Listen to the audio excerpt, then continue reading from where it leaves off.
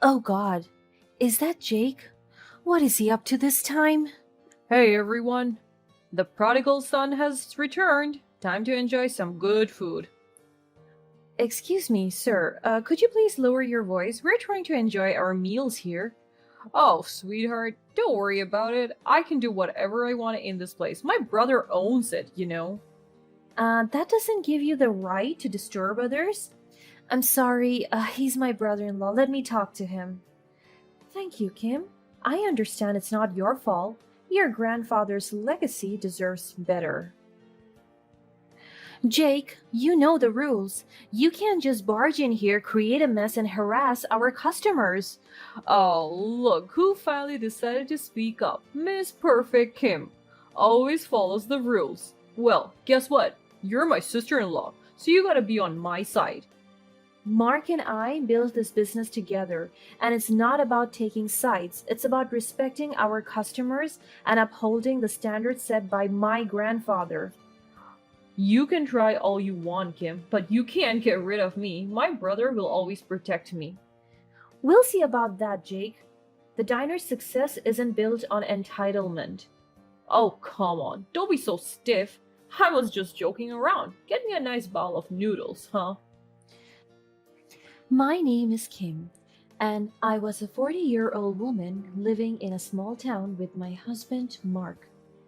We had been running a beloved diner called Sunflower, which had been in my family for generations.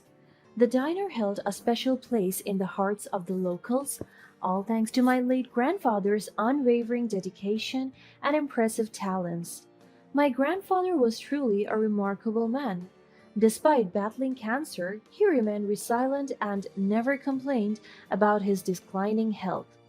He continued to serve his loyal customers until his last breath, pouring his heart and soul into every dish. It was his commitment that made Sunflower the cherished diner it is today. Before his passing, my grandfather had anticipated the challenges that would lay ahead of us. He knew that the responsibility of running Sunflower should be carried forward, and he entrusted me with this task. Of course, it was a big responsibility, but I was proud and ready to inherit this precious place. However, after my grandfather's demise, I noticed a change in Mark's attitude towards the diner. He started expressing dissatisfaction and saying things to imply that it should be his duty to take over as the owner. Mark argued that he was a better manager, ignoring the fact that I had better cooking skills. The sudden shift in his attitude shocked me. We had always worked as a team, complementing each other's strengths, and I had never seen him express such entitlement and selfishness before. Sure, we had arguments from time to time, but I would have never seen that coming. It was disheartening to witness his growing discontent and his attempt to undermine my role in running a business that my own grandfather had left me. I was growing more and more impatient with such nonsense. I didn't start any heated argument with him though. After all, it was my husband and I cared about him. Tried to reason with Mark, explaining that my grandfather's decision was well thought out and based on his deep understanding of our roles in the diner. I reminded him of the love and trust my grandfather had placed in me, hoping that he would understand the significance of honoring his wishes. Plus, I was the one who understood all the recipes and maintained connection with frequent customers. I had closely observed my grandfather's cooking techniques and learned how to replicate those delicious signature flavors of Sunflower's foods. However, instead of finding common ground, our conversations only seemed to exacerbate the tension between us. Mark remained adamant and he wasn't willing to compromise. It seemed to me that his desire to take over the diner overpowered any sense of unity we had built over the years, and it was truly heartbreaking to me. As days turned into weeks, I found myself torn between my love for Mark and my duty to carry on my grandfather's legacy. I felt an immense weight on my shoulders, unsure of how to navigate this strange situation. Sunflower used to be my safe place, but now it felt clouded by this terrible conflict, and I felt guilty for letting the argument happen in the first place. Despite such hardships, the diner was actually doing well. Under my management, Sunflower continued to flourish, much to the delight of our loyal customers. They marveled at the familiar flavors, saying that it felt as if my grandfather was still present in the kitchen, guiding my every move. Their praise and support served as a reminder that I was on the right path. At some point, it was the only thing that kept me moving. Little did I know that the challenges ahead were far from over. One day, Mark's younger brother Jake returned to town after a period of aimless wandering.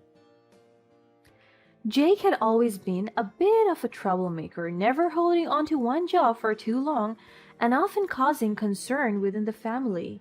He had been moving from place to place, and at some point, no one knew where he was. His arrival brought mixed emotions because we all hoped that he had turned a new leaf, but at the same time feared the chaos he could potentially bring. Anyway, one of the first things Jake did was to pay a visit to the diner. However, his presence soon proved to be disruptive. I still remember that moment when I saw him walk past the door. I thought to myself, "Oh God, is that Jake? What is he up to this time?" Hey everyone, the prodigal son has returned. Time to enjoy some good food. "Excuse me, sir. Could you please lower your voice? We're trying to enjoy our meals here." Oh, sweetheart, don't worry about it. I can do whatever I want in this place. My brother owns it. That doesn't give you the right to disturb others. I'm sorry. He's my brother in law. Let me talk to him.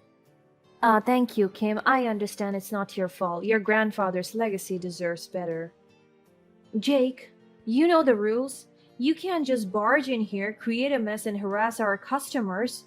Oh, look who finally decided to speak up. Miss Perfect Kim. Always follows the rules. Well, guess what? You're my sister-in-law, so you gotta be on my side. Mark and I built this business together, and it's not about taking sides, it's about respecting our customers and upholding the standards set by my grandfather.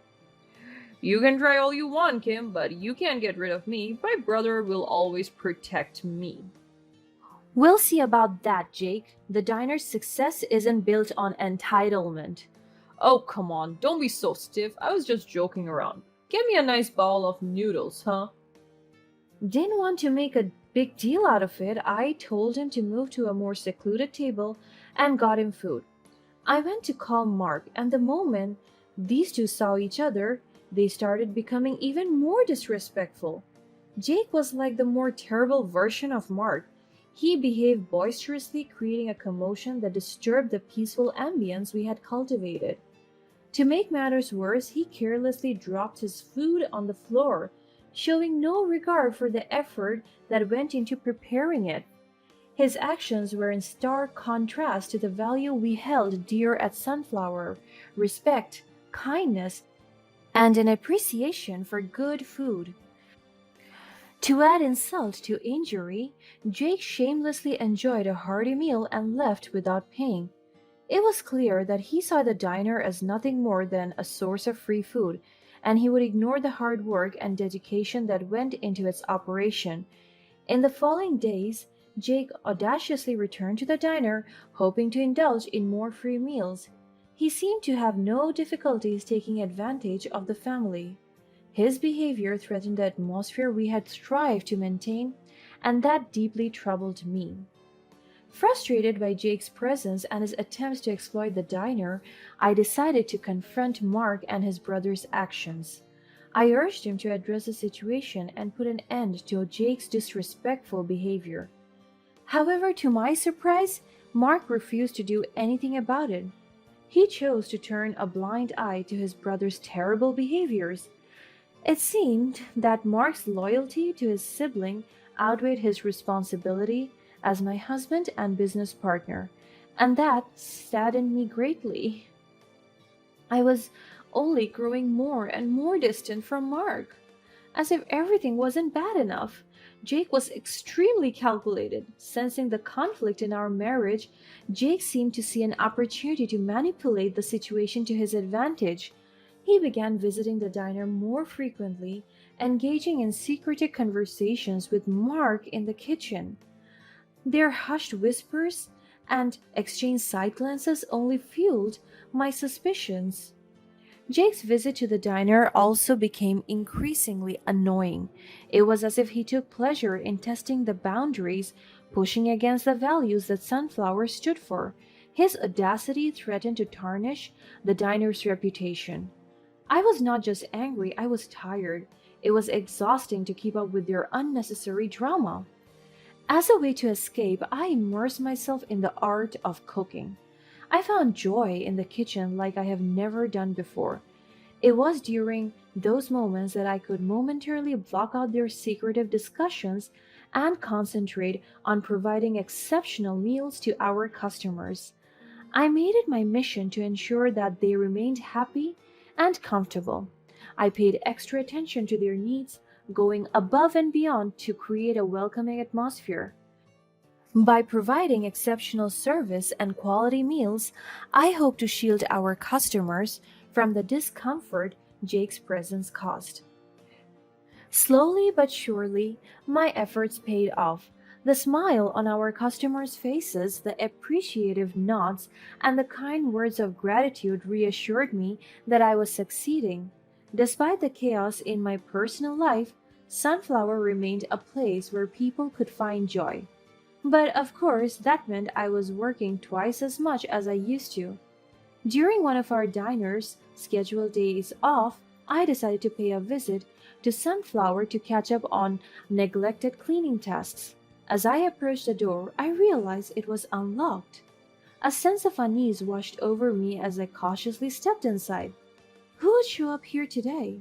It was supposed to be just me. To my disbelief, I found Mark and Jake seated at one of the tables, deep in conversations. They had architectural plans spread out before them, and it became clear they were planning a redecoration for the diner.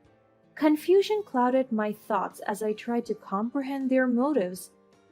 It felt like in my gut I knew exactly what was going on, but I couldn't quite accept it. Mark? Jake? What is going on here?